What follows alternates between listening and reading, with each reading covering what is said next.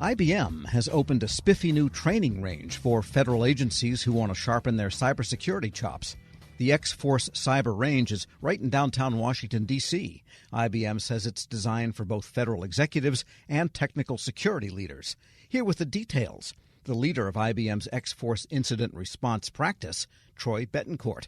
Mr. Bettencourt, good to have you with us. Thank you, Tom. I'm excited to be here. And what happens in a training range for cybersecurity? Is it just a big bunch of monitors, NASA style, and what goes on there? Yes, it is a big bunch of monitors, NASA style. We'd like to think even better. But really, it's not the physical facility. It's the content and what our facilitators bring. We work really hard with our clients. Historically, we've been doing this for over a decade, primarily focused on our commercial clients. And now we're excited to bring that knowledge to the government, especially with the focus on critical infrastructure lately. All the news articles, hospitals, pipelines, utilities being attacked. This is a great opportunity. One of the key differentiators for us is that we can train the folks that are technical and, lack of a better term, pushing buttons to do their job, all the way through the executives who may not have that technical knowledge but need to make key decisions in a time of crisis.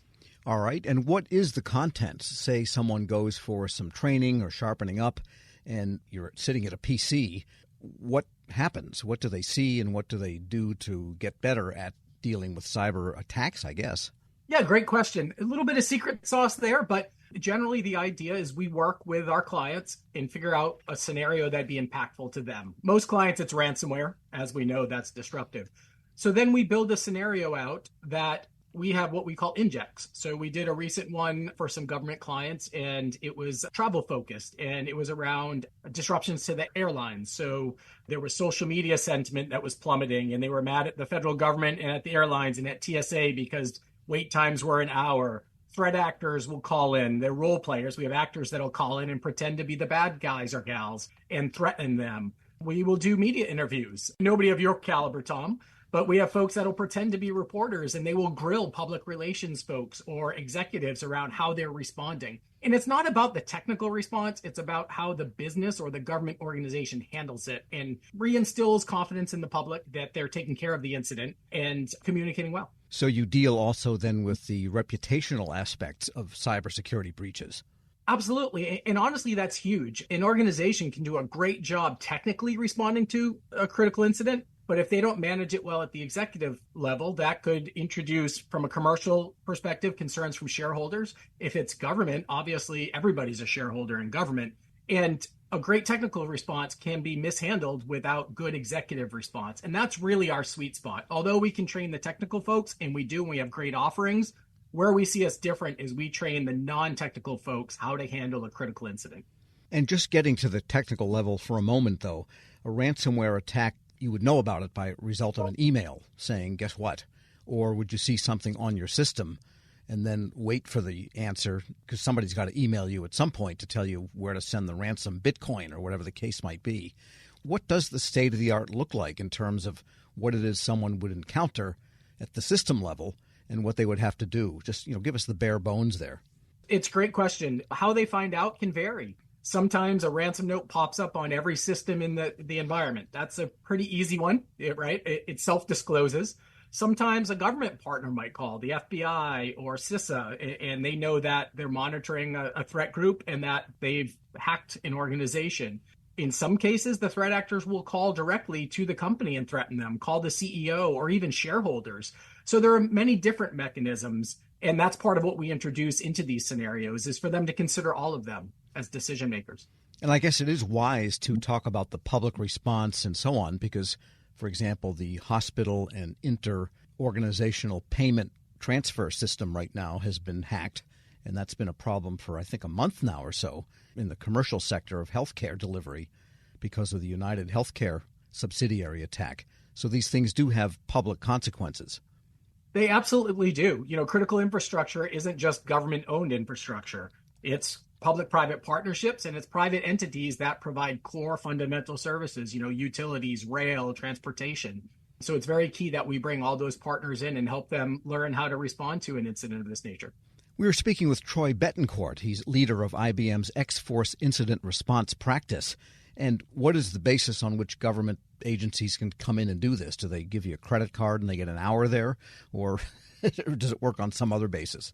Well, I'll send you a Cash App link, Tom, and you can send it out to all your listeners. But no, as many large organizations, we have folks that handle the accounts and the relationships, and then they can point anybody who's interested directly to us. We also have the information to contact us on our website, and we would love to entertain discussions with any organizations. Again, public-private or public-private partnerships. But this is a contractual offering. It's not a free service you're giving to the government. That is correct. There are some free components, and we do sometimes what we call multi-client events that are shorter in duration and less tailored to particular organizations. And then we offer the full suite of very customized solutions. But someone could come in and just take a look and get a demo to see if they wanted to sign up. That is correct. We do tours like that multiple times a week. Who tends to initiate this kind of thing? Because you say it's the technical people deal at the technical level, and they're the ones whose radar is out for nefarious activity.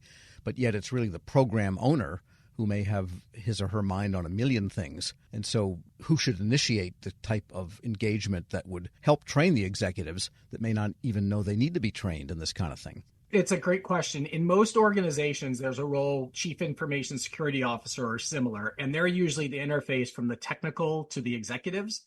And often it's the CISO, that's the abbreviation. It's often them who realize that need. Or sometimes it might be a board member that realizes there's new regulations and they've asked, what are we doing about it? So honestly, it can come from many different parts of the organization, but usually the CISO or CIO are the primary drivers in our experience.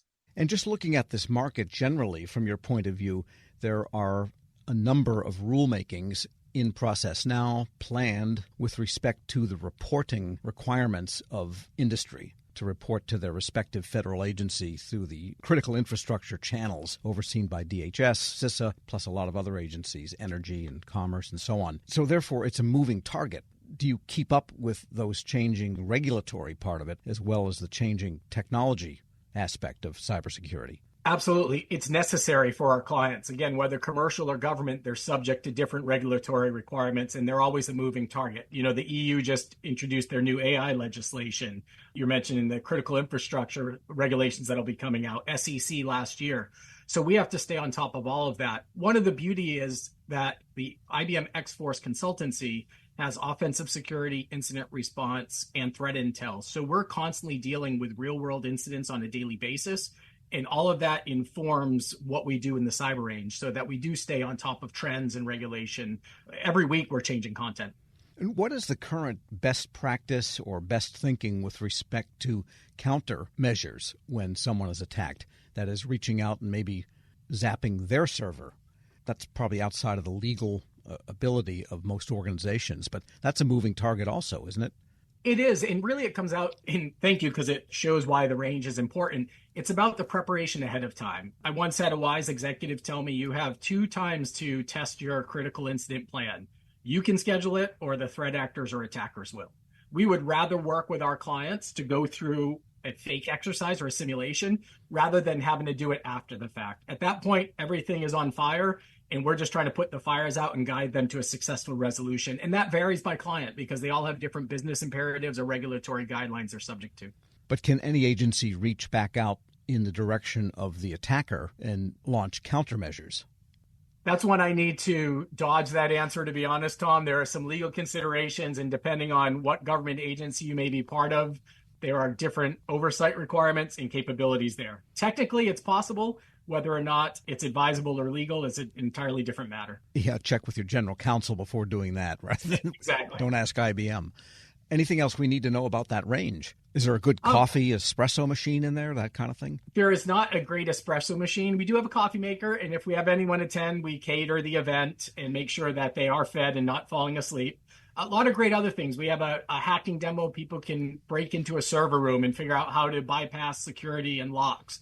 We have another one that's being built right now that mimics a critical infrastructure. It has windmills and solar and trains, and we can cause impacts like the windmills will stop working, the power grid goes out, the train derails. So we're really building all of that in to make it impactful to both our technical and our non-technical audiences. And by the way, it's in a historic building too, isn't it? It is. It's very exciting. For those that are familiar, which is your audience, we're in the same building as Old Ebbitt Grill or the Hamilton. We're just on higher floors. Troy Bettencourt is leader of IBM's X-Force Incident Response Practice. Thanks so much for joining me. Thank you very much, Tom. I really appreciate the opportunity. And we'll post this interview at Federal News